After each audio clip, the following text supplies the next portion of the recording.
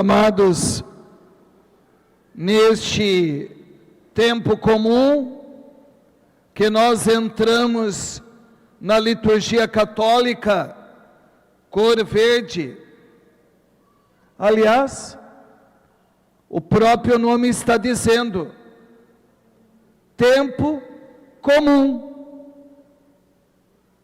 Existem tempos na igreja com maior destaque, como o tempo do Natal, que vivemos há pouco, daqui a pouco o tempo da Quaresma, iremos usar a cor roxa, depois o tempo pascal, cor branca, e assim por diante. Mas existe boa parte do ano o tempo comum, onde nós contemplamos os mistérios da vida de Jesus na sua ação evangelizadora. Jesus pregando, Jesus curando, Jesus expulsando demônios, Jesus acolhendo os doentes, os pobres, os marginalizados, os esquecidos pela sociedade, sabe, aqueles que ficam à beira do caminho, à beira da história, os desprezados, que são amados. E aqui, o evangelho deste domingo, vemos João Batista proclamar 2 vezes a divindade de Jesus. Jesus Cristo não é para nós um profeta, Jesus Cristo não é para nós simplesmente uma pessoa que existiu e foi muito boa, caridosa, não. Para nós, Ele é Deus, é a segunda pessoa da Trindade. E aqui no Evangelho de hoje, repito, em 2 momentos, existe a proclamação do grande dogma católico. Jesus Cristo, verdadeiro Deus e verdadeiro homem. Verdadeiro homem. João Batista deixa claro isso, falando a respeito da humanidade de Jesus ao dizer: depois de mim vem um homem que passou à minha frente. É a natureza humana. Mas interessante, ele diz que este homem existia antes dele. Depois de mim vem um homem que passou à minha frente, porque existia antes de mim. Ora, como que podia existir antes? Se João Batista, segundo Lucas, capítulo 1, é mais velho que Jesus? Se ele é mais velho que Jesus, como que João pode dizer, ele existia antes de mim? É a pré-existência, é a eternidade, sempre existiu, porque Deus não é criatura, Jesus é o eterno, ele existia antes de tudo. Aliás, está também no início do Evangelho de João, no capítulo 1, quando o apóstolo diz: no princípio era o Verbo, e o Verbo estava junto de Deus, e o Verbo era Deus. Tudo foi criado por Ele e para Ele, e nada que existe, nada no universo inteiro, foi feito fora dele. Ele é o autor da vida, é a pré-existência. Mas não para aqui o Evangelho sobre a divindade. O Evangelho de hoje termina dizendo: eu vi e dou testemunho. Este é o Filho de Deus.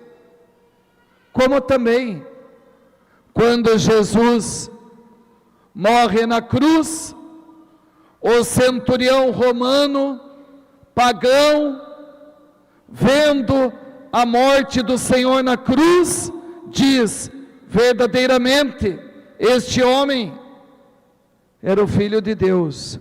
Mas, o que significa Filho de Deus? Significa que Ele é Deus, porque o Filho tem a natureza do Pai. Não é assim também no mundo animal, com os nossos animaizinhos? Se você pega nas mãos um filhotinho de um gato persa, e alguém lhe presenteia dizendo: olha, é um gato persa, é um filho de gato persa. O que isso significa? Que aquele animalzinho, esse filhote, ele tem a natureza do gato persa. Ele não tem a natureza de uma girafa. Eu não pego aquele filhotinho, ele é filho de um gato persa, mas a natureza dele é de um rinoceronte, ou de um peixe. Não! Quando eu falo filho, é a natureza, é o gene, é a origem. Filho de Deus é Deus. Até no português temos a expressão filho de peixe, peixinho é.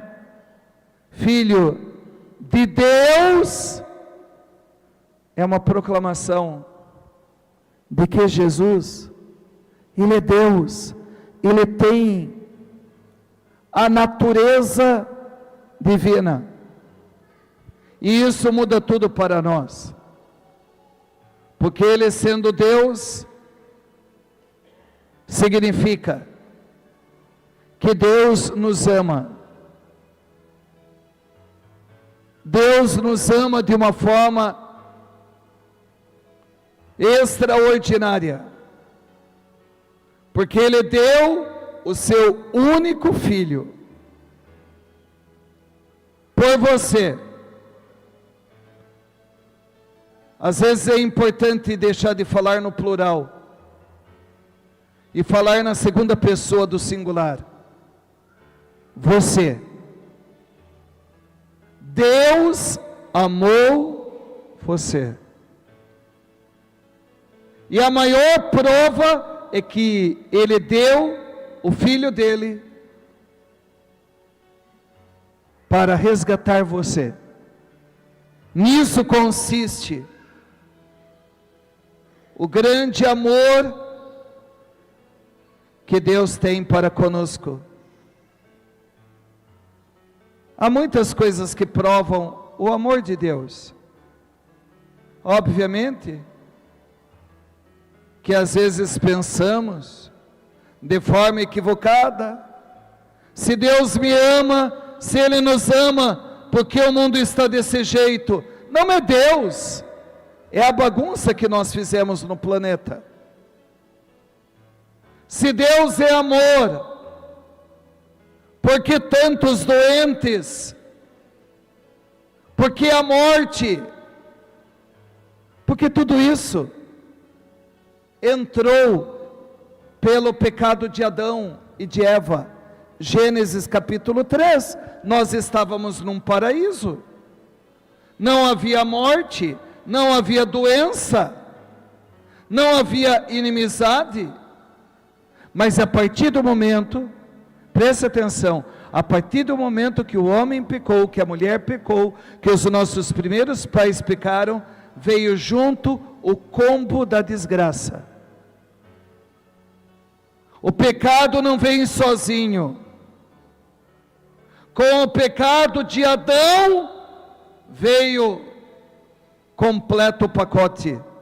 Veio doença, veio a morte, veio a guerra, veio a pobreza, veio a dor, veio a enfermidade. Por isso que Jesus, para nos resgatar, Ele assume a dor, o abandono, as dores na paixão, a enfermidade física e a morte, morrendo em nosso lugar na cruz. Então a coisa mais importante para cada um de nós é experimentarmos o amor de Deus. Eu acho muito triste uma pessoa passar a vida toda indo à missa e não sentir-se amada por Deus. Eu acho triste aquela mentalidade: eu vim e cumpri meu preceito, eu cumpri a minha obrigação e participei do culto, da missa, do sacrifício do Senhor. Eu acho triste essa mentalidade que se assemelha àquele funcionário de uma empresa que diz: bati o meu cartão de ponto. Não, nós estamos aqui muito mais para experimentar o amor de Deus. Se por um lado, de forma objetiva, cumprimos o preceito de dar culto a Deus ao domingo, por outro lado, na dimensão subjetiva, pessoal, Deus quer que você experimente o amor que Ele tem por você. Sentir-se amado por Deus é uma graça extraordinária.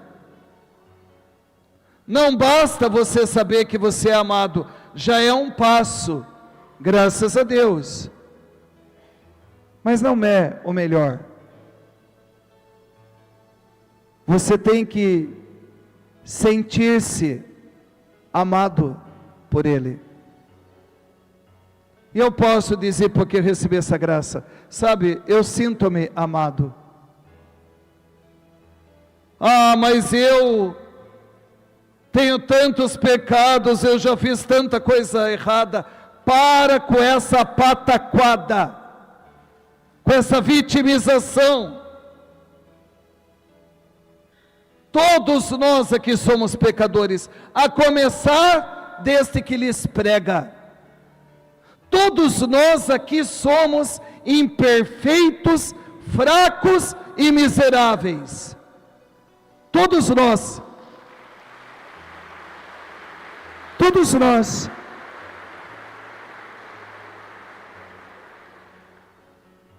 Ninguém presta diante de Deus, não. Porque nós herdamos de Adão o mistério do pecado. Então não venha dizer que você não é digno, mas você não é mesmo, como eu não sou.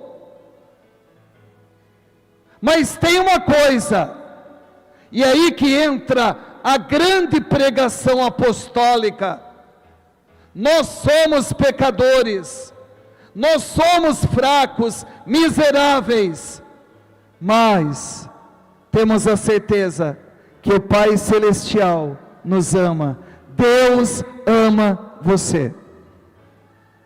Não se esqueça disso. Deus ama você. Sabe como o pai e a mãe, quando chega a pegar o bebezinho para trocar a fralda, está tudo ali cheio de cocô, não é assim? Pega a fralda, mas a mãe troca, o pai está ali, é filho, está com aquela sujeira toda, mas você não deixa de amar a criança por causa disso. Eu quero dizer para você, Deus ama você, do jeito que você é. Ele te criou, Ele te formou.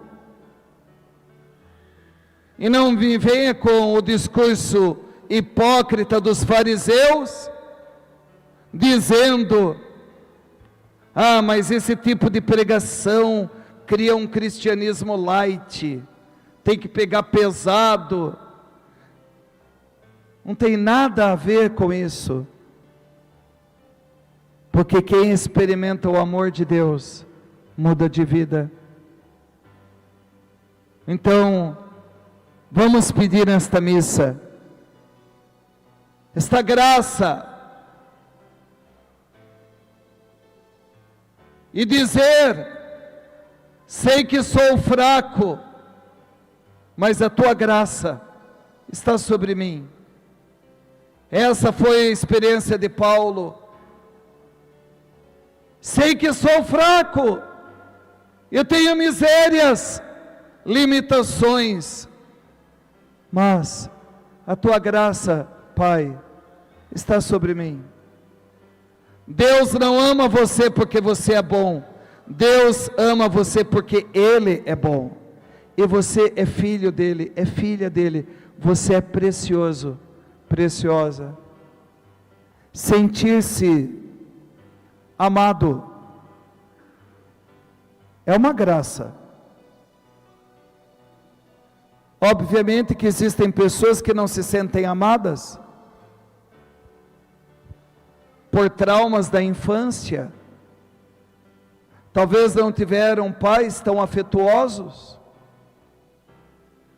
talvez nunca receberam um abraço. Às vezes, o próprio pai e a própria mãe não são de abraçar os filhos, nem de beijá-los. E isso pode criar bloqueios emocionais. Adultos secos, que têm dificuldade de serem carinhosos e de expressarem o amor. E aí, como você tem dificuldade de acreditar nisso, porque não recebeu isso, porque não experimentou isso, quando vem o padre e fala que você tem que sentir o amor de Deus, você fica talvez muito desconfortável, porque você projeta em Deus a figura do teu pai da terra, da tua mãe daqui da terra e das pessoas, e você tem desconfiança, né? Porque você não sabe outra forma a não ser essa que você aprendeu. Mas eu quero dizer para você, Deus ama você. E se pode algo mudar a sua vida, é sentir-se amado, aceito, aceita. Repito, aceita não significa que ele está aplaudindo a nossa molecagem, não significa que ele está aplaudindo uma vida errada, não significa que ele está aprovando pecados, não. Então, por que Deus ama, Padre? Porque Deus é amor. Deus não tem amor, Deus é amor, é a natureza dele.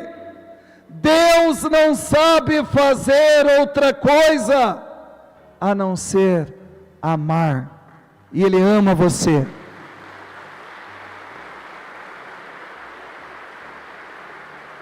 Pode aplaudir o Senhor.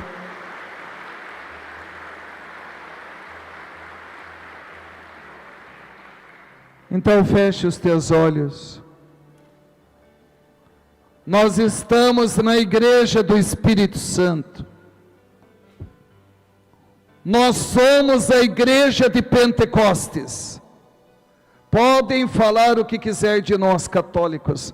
Nós somos a igreja de 2000 anos. Não fomos fundados por Constantino, como dizem alguns blasfemos, mentirosos e hereges.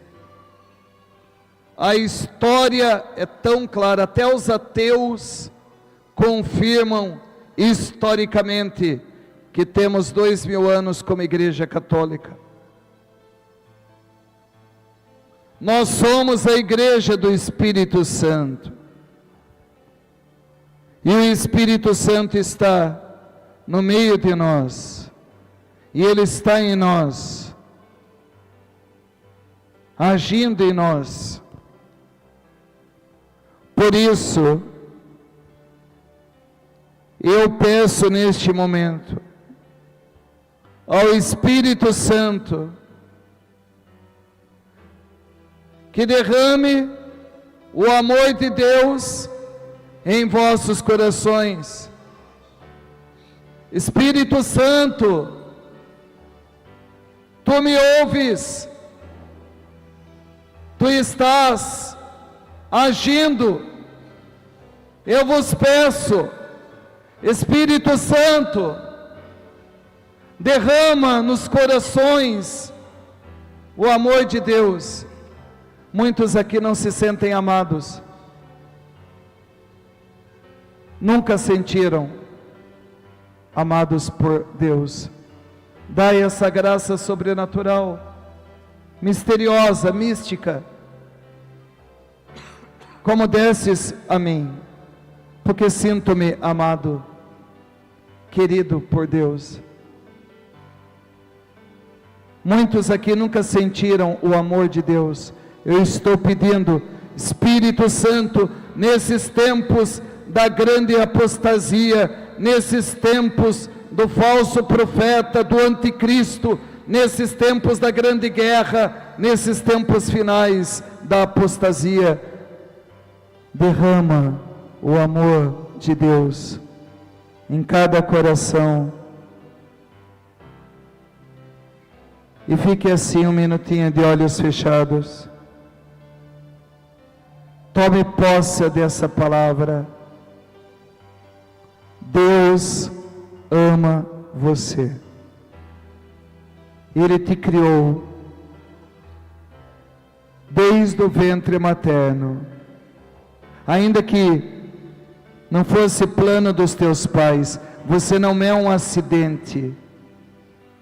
Você aconteceu por vontade de Deus, porque Deus quis você. E Ele é o teu Pai, e você é filho dEle, é filha dEle. E Ele te aceita como você é. Você é precioso, preciosa para Deus. Pare de se maltratar. Pare de se autopunir. Pare de se auto-rejeitar. Você não gosta de você, e quem não gosta de si não pode gostar dos outros. Então o amor de Deus vem curar os nossos corações. Eu estou pedindo, Pai Celestial, derrama o Teu amor nesta liturgia sobre todos nós, pelo Espírito Santo.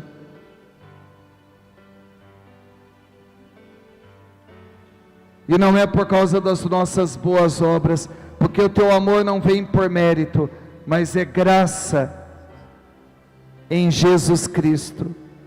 Então, em nome de Jesus, Pai, derrama agora sobre todos os fiéis o Teu amor, a Tua misericórdia. Sinta-se amado e amada por Deus. E tudo aquilo que já aconteceu de ruim na tua vida não foi Deus. Tudo o que aconteceu que deu errado foi fruto do pecado dos outros e foi fruto do teu pecado, mas principalmente do pecado de Adão. Então, pare de se maltratar. Pare de colocar culpa em Deus das suas coisas, dos seus problemas, das suas derrotas. Deus ama você.